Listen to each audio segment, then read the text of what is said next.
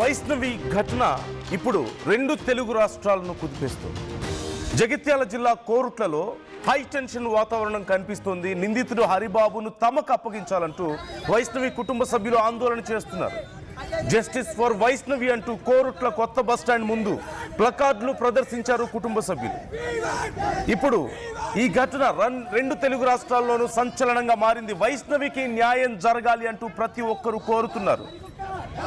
2 రోజుల క్రితం వైష్ణవికి మత్తు ఇంజెక్షన్ ఇచ్చి గొంతు నులిమి కత్తితో పొడిచి అతి కిరాతకంగా భర్త హరిబాబే దారుణంగా ఆ యువతిని హత్య చేశాడు.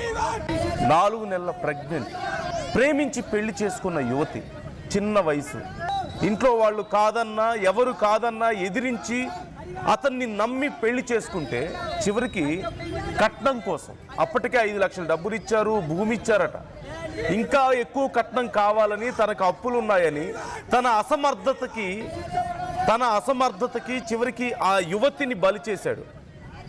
ఆ యువతి ప్రెగ్నెంట్, 4 నెలల ప్రెగ్నెంట్, కడుపులో ఉన్న పసికందుని కూడా బలి చేశాడు. ప్రస్తుతం ఇప్పుడు జ్యుడిషియల్ రిమాండ్లో హరిబాబు ఉన్నాడు.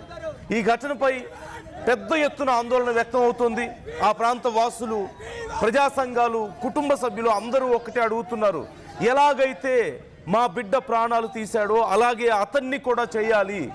ఇంత రాక్షసుడికి బ్రతుకుండే హక్కు లేదు. ఈ చట్టాలు, జైళ్ళు ఇవి కాదు, మా చేతులకు అప్పగించండి, మేము చేస్తాం నిజమైన న్యాయం, మా బిడ్డకి నిజమైన న్యాయం మేం చేస్తాం అంటూ ఆ తల్లిదండ్రులు, మనం చూస్తున్నాం ఆ ప్లకార్డులు ప్రదర్శిస్తూ ఆందోళన చేస్తున్న వాళ్ళు కేవలం తల్లిదండ్రులు మాత్రమే కాదు, మీలాంటి నాలాంటి సామాన్యులు కూడా. ఆ యువతికి జరిగినటువంటి అన్యాయానికి చలించిపోయి ఆగ్రహం కట్టలు తెంచుకొని అక్కడికి చేరుకున్న వాళ్ళంతా